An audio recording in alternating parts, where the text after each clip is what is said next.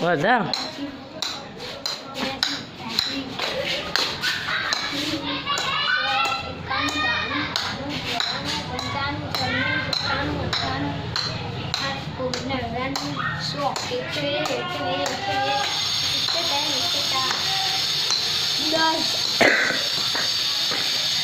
દર્શન દઈએ 104 વખત દડી અડાડી છે કે હવે મારો વારો છે.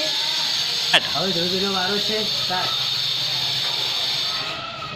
2 3 4 5 6 પાંચમાં ધોઈભાઈને પાંચમાં જ ખ્યાલ છે. હવે આજના વિજેતા દર્શનભાઈ છે એટલે આપણે દર્શનભાઈને ઇનામ આપી દઈશું. હવે આપણે દર્શનભાઈને ઇનામ આપી દઈશું.